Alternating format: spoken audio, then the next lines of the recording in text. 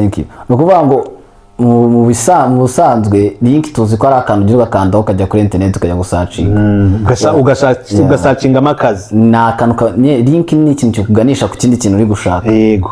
So link rero ni connection ibiri hagati yawe n'uwo mukiri. Stay consistent. Ibyo ukora byose wibuke ko amahirwe nayo aza imbere.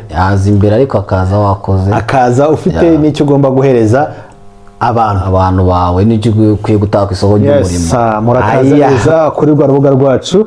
Nje nitwa Janvier Nikwigize, mperere mu gihugu cya Oman, ariko uyu munsi nkaba ntari njyenyine, ndi kumwe n'umuvandimwe wanjye. Twahuriye mu gihugu cya Oman, twaba tugiye kubasangiza bike muri bimwe tuzi nk'abantu bari muri Oman. So stay in touch, urebe ikiganiro cyose. Ndi kumwe n'umuvandimwe, ni umushefu, ni umuntu ukomeye cyane, ni umutetsi w'ikawa, ni umutetsi w'ibiryo.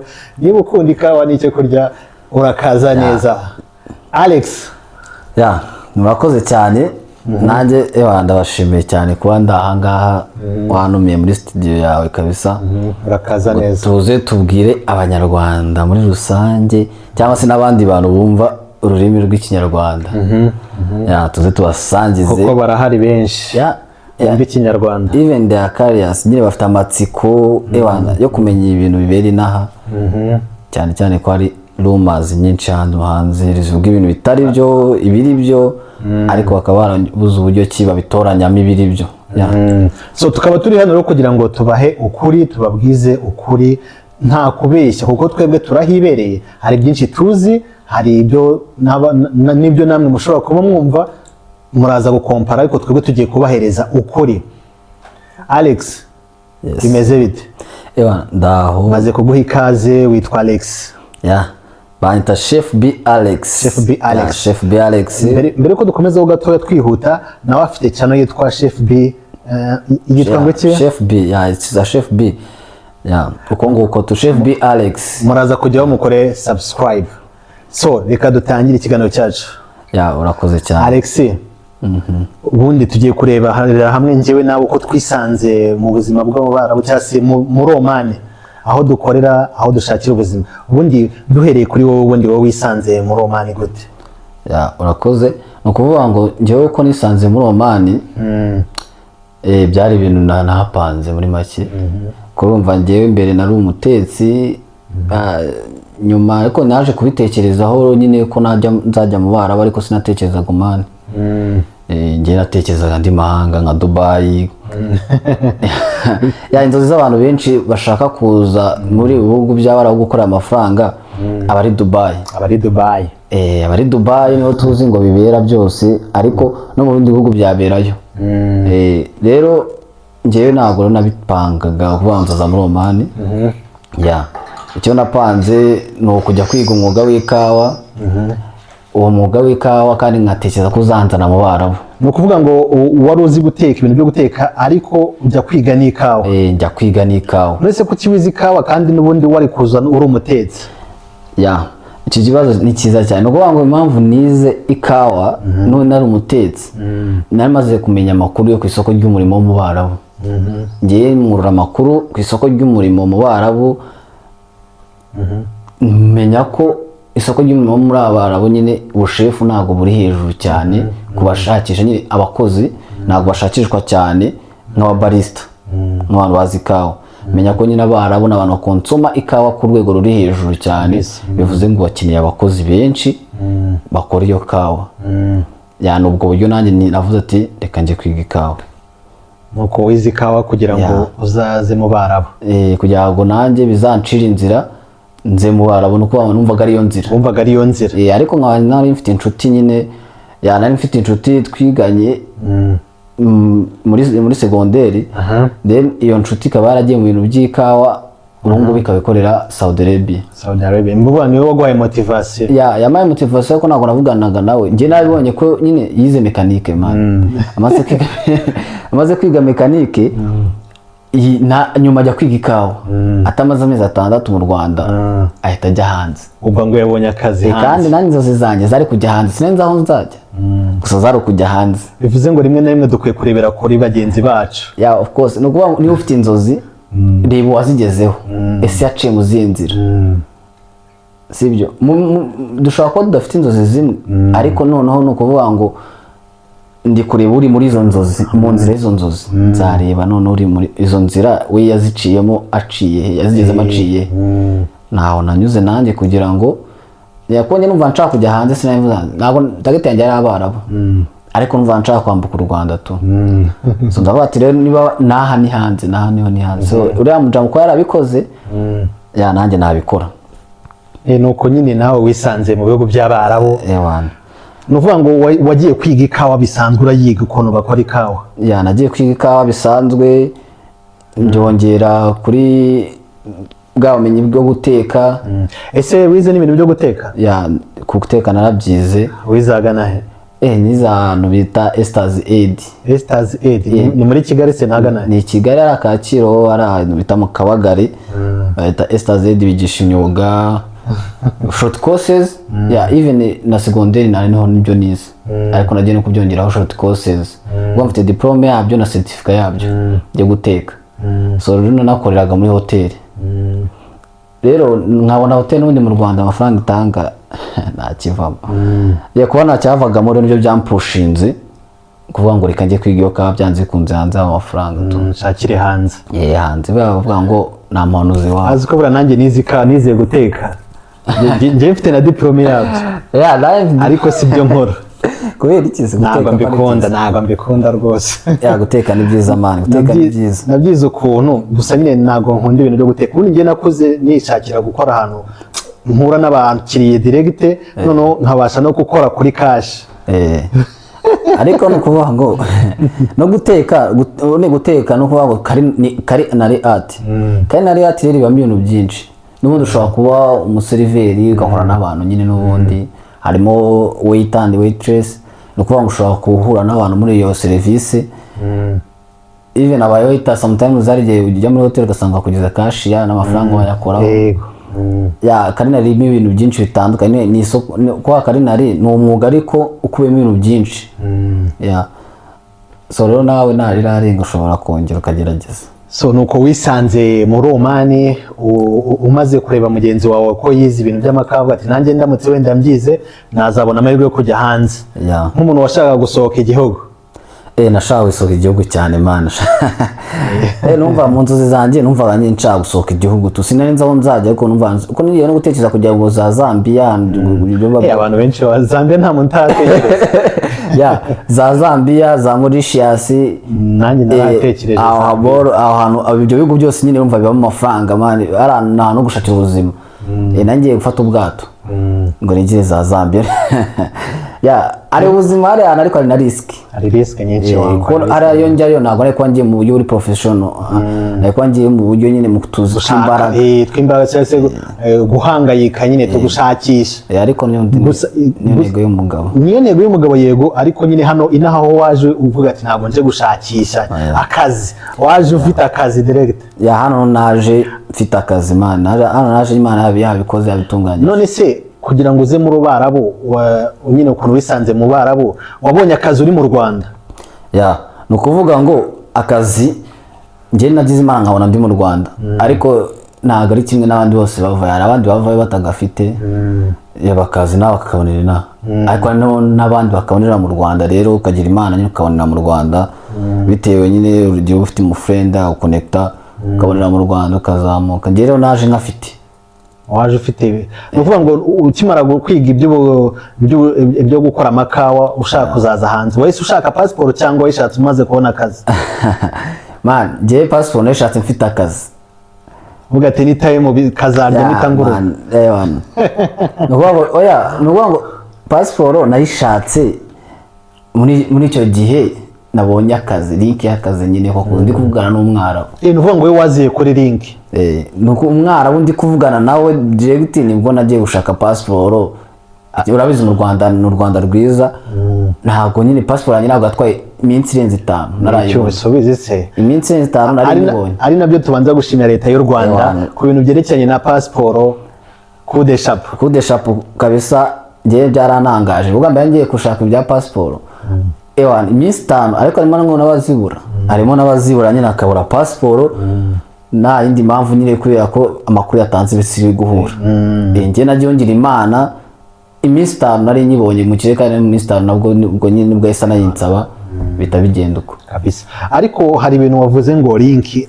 ndashaka abantu bamenya ni link yanyayo cyangwa ni umuntu wakubwiye ati vugana n'uyu muntu niyo wita link kugira abantu basobanukirwe iyo link ni bwoko ki. Thank you. No kuvuga ngo mu busanzwe link tuzi ko ari akantu ugira ugakandaho ukajya kuri internet ukajya gusacinga ugasacinga amakazi. Na akantu link ni ikintu cyo kuganisha ku kindi kintu uri gushaka. Yego. So link rero ni connection ibiri hagati yawe n'uwo mukiri.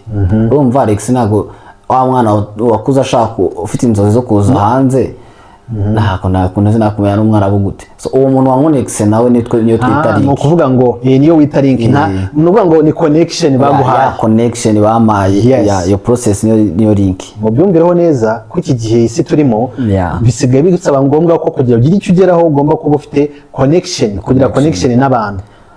Ukagira na connection n'abantu bakora mu bintu ushaka cyangwa se n'abantu bari ahantu ushaka kujya. Of course yes. Nubaho niba ufite inzozi zo ko mukanishi ntabwo uzaba inshuti y'abaseriveri ngumbwire ngo uzakora ku modoka no, ariko niba ufite inzozi zo gutwara imodoka bakumva yeri nyine naho bihera. Yego. So nanjye rero nuko nguko nagize umuvandimwe arankonekta nyine, ariko nyine biciye mu ishuri nizemo ikawa niho byaciye.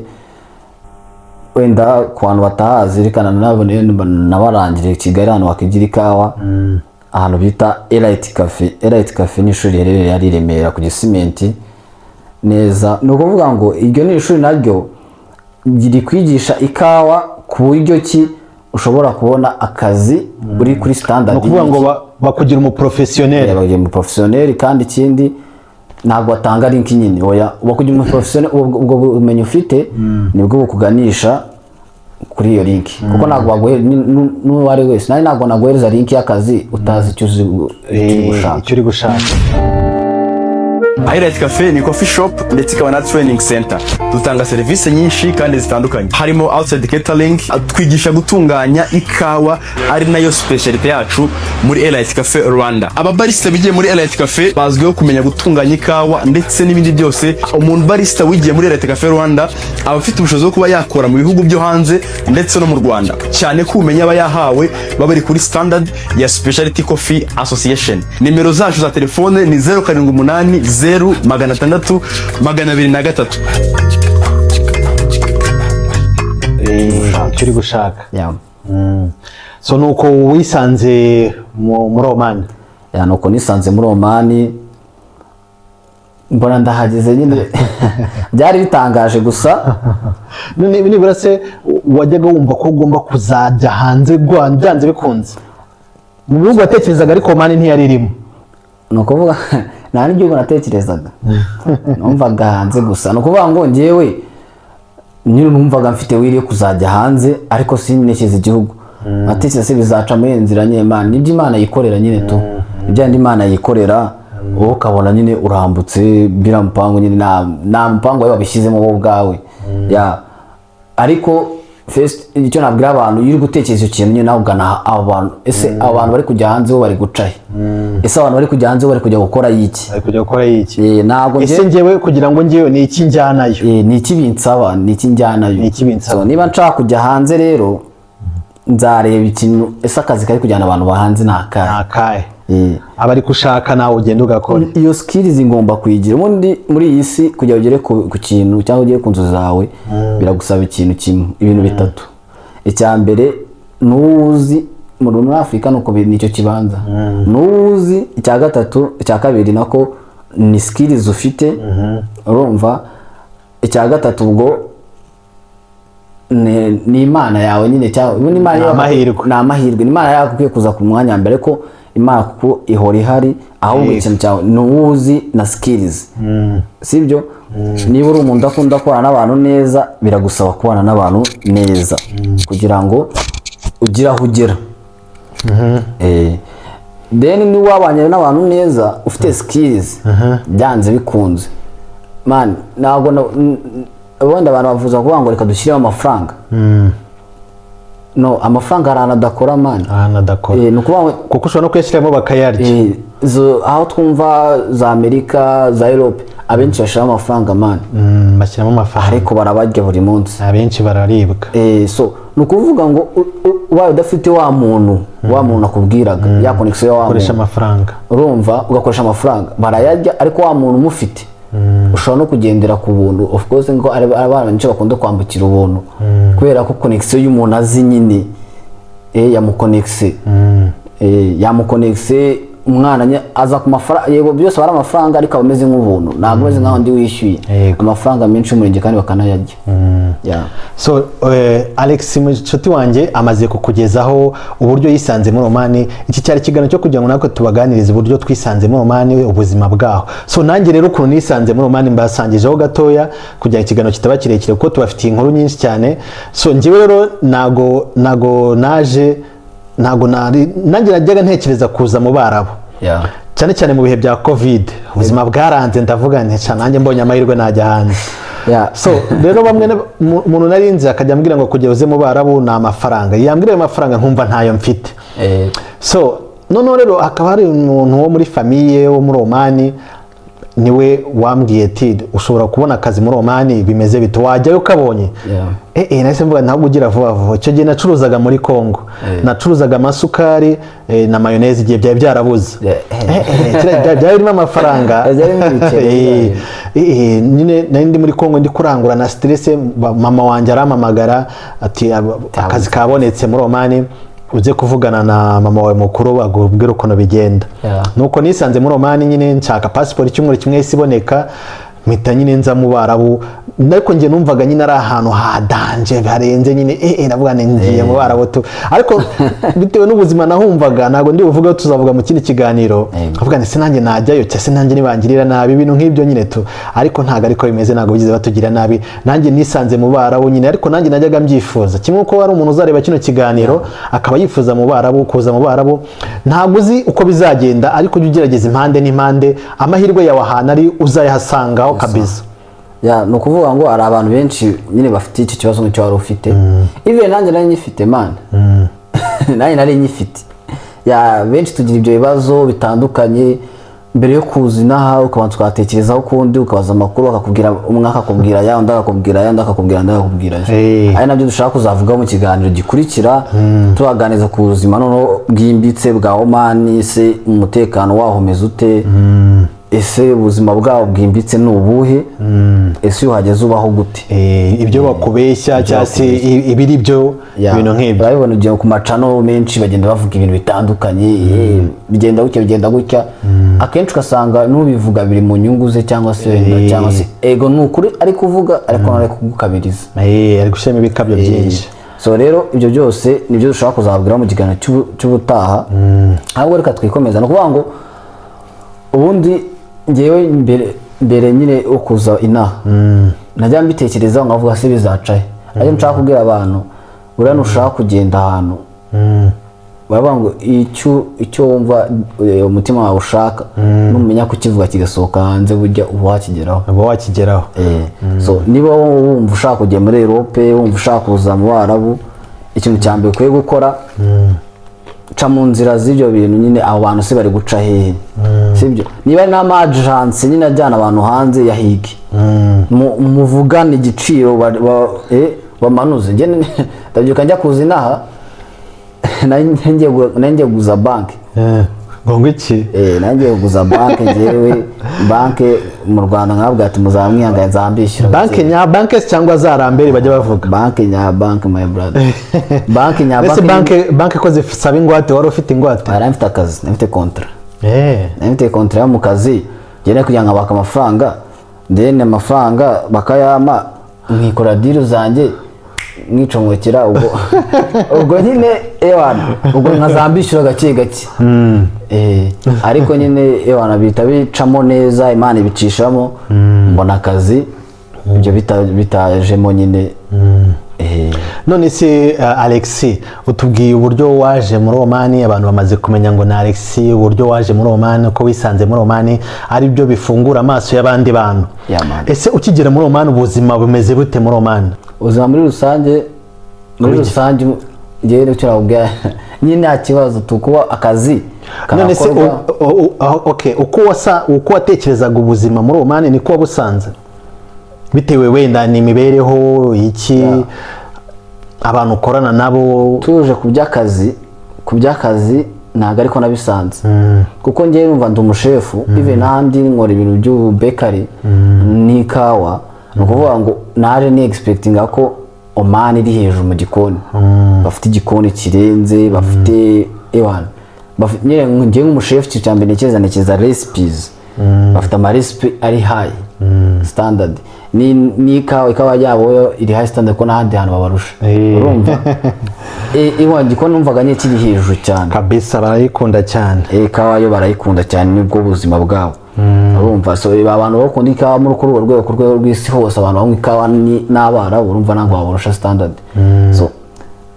ariko ibijyanye no guteka byo naje gusanga abantu baracyari hasi cyane nyine igikoni cyabo gishingiye ku mafarini kubera ko igikoni cyabo ni ibintu by'ibyarabu nyine ni ibiryo by'abarabu nibyo by'abarabu kandi ntabwo si byinshi kuko nta biryo bagira si byinshi ntabwo ari byinshi niyo mpamvu n'igikoni ntabwo cyagutse cyane bikorera imigati bayirisha cheese imigati kuyisha cheese ubwo se urumva ntabwo nyine ukafata umugati ifiriti ukazisha mayoneze ubwo nuko so gusa nyine ubuzima uko nabutekerezaga ku bijyanye n'akazi kanjye siko byajya ako mu buzima busanzwe mu mibereho nabonye hari imibereho yaba amacumbi biroroshye kuyabona araciriritse yaba imirire nayo si ihenze ubwo rero urumva mu busanzwe ubuzima uko nabutekereza nziza ko bihenze cyane ko bajya bakubwira ko ibindi bihugu indi migabane ubuzima bwabo buri hejuru ku cyane n'icumbi yego amabiriza abari amabiriza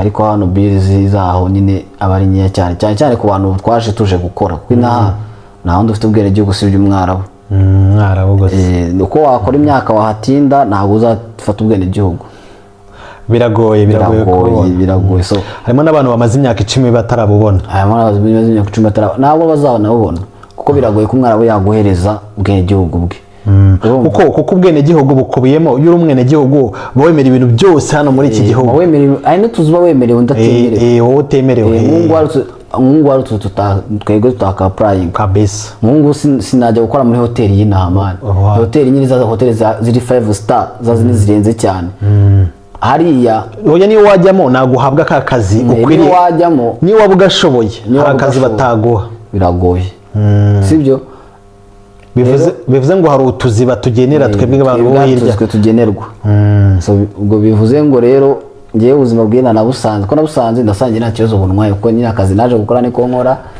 none se ukigera mu Barabu ku buzima bwaho ntago wigize ugorwa n'ubushyuhe bwaho ko numva ngo harashyuha nawe urabizi ko hashyuha ni ukuvuga ngo ubuzima kijyanye n'ubushyuhe bwabanje n'ubu buracyanonda mani njye sinkunda ubushyuhe cyane ariko inaha harashyuha mani njye noneho naje dogere ziri kuri 42 nageze ku kibuga cy'indege nyita mbiri ibyunzwe mbwira umushoferi nawe wase ibintu by'inabi biba bimeze gute umushoferi muri taxi aba afitemo utu ayisi n'amazi ayisi nayo ari yose kebi bikonje ariko iyo isohotsemo nibwo uhita umenya ubuzima icyo ari cyo mani ni ukuvuga ngo nyine ubushyuhe bw'inaha buba buri hejuru cyane mani ubushyuhe bw'inaha buba buri hejuru cyane bihambaye niyo mpamvu rero byagucanga uwo ari wese byamucanga uturutse muri Afurika kuzina bivuze ngo umuntu uzaza mu Barabu ageze ko ubuzima bwe gushyuha hashyuha cyane gushyuha biri hejuru mani gushyuha biri hejuru ariko ntago bikanganye cyane ntago wabi ari insazi kuko buri hantu hose baba bafite ama AC buri hantu hose aba so ibyo no kugenda hanze ntago ubuzima bwo mu Barabu se ntago bwakogoye nk'irungu kugira irungu urabizi ko nabwo mu Barabu dukora amasaha menshi musaza ntago izo ubuzima bwangorute irungu ni ryarungu igihe ufite akazi ukora amasaha 5 ukajya kwirirwa uryamye mu rugo iryo ni ryo rungu ariko irungu ntago warigira wagira iryo rungu igihe uri mu kazi uri busy amasaha ndi butahe ndataha amasaha n'ubundi nanjye ntandyama ntanitegura nkora siporo zanjye ubundi niryame numva nyine ntago ndacyameze ni fresh ntago urungu ryamfata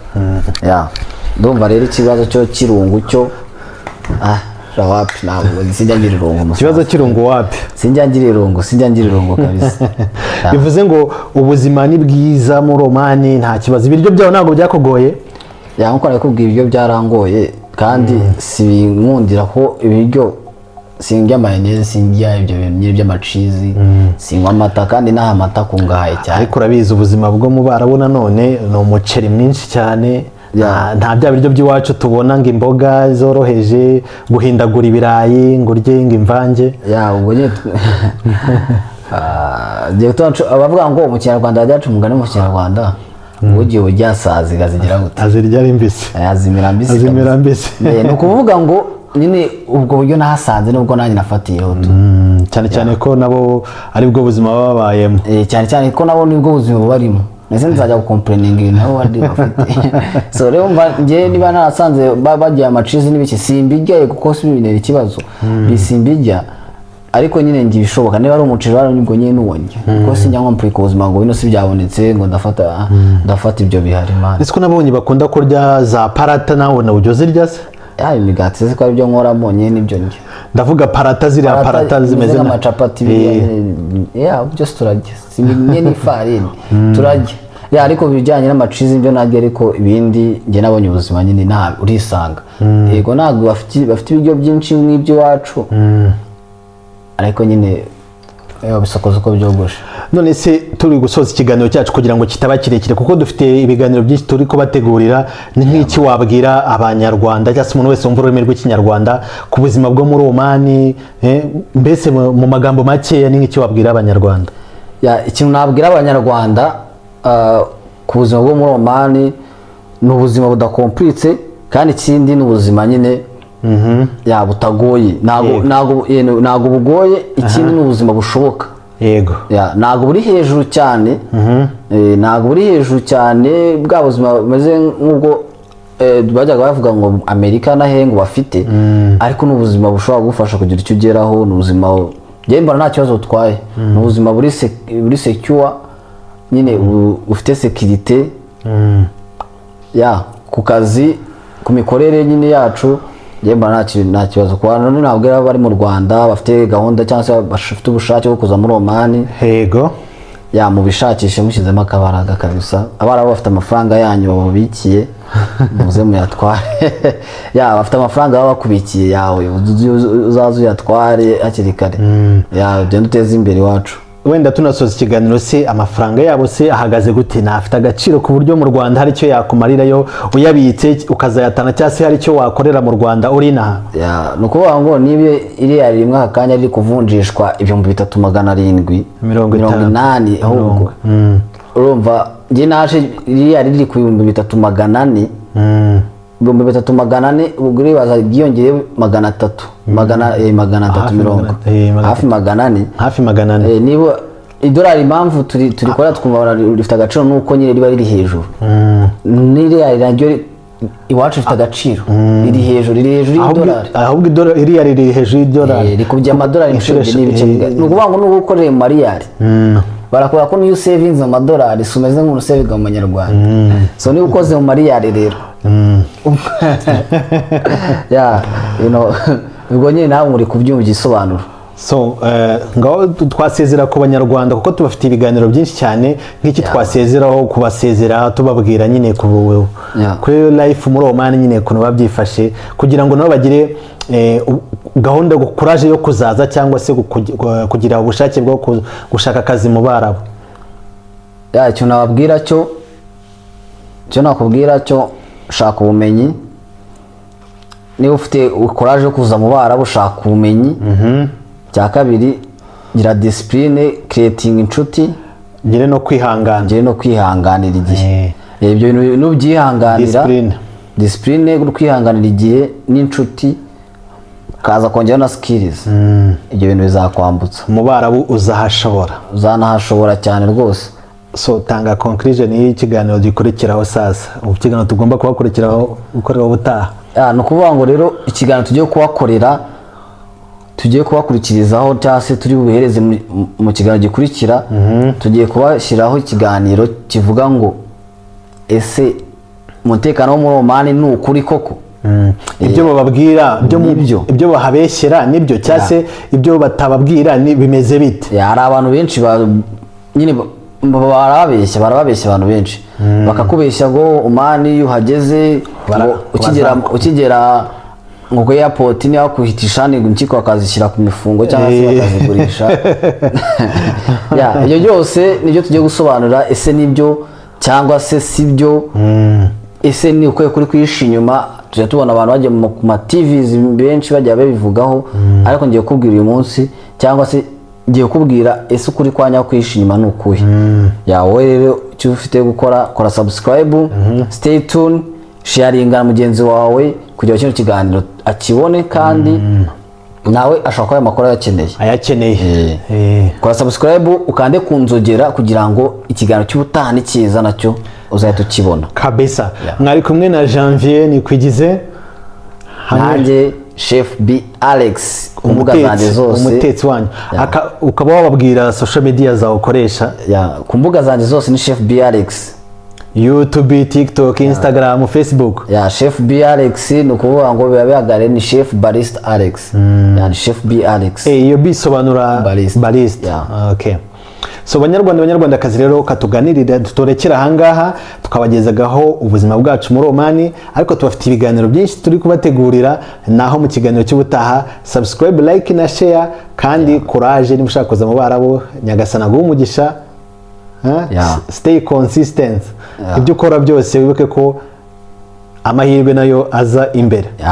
Ariko akaza ufite n'icyo ugomba guhereza abantu bawe, n'icyo ukwiye gutaka ku isoko ry'umurimo.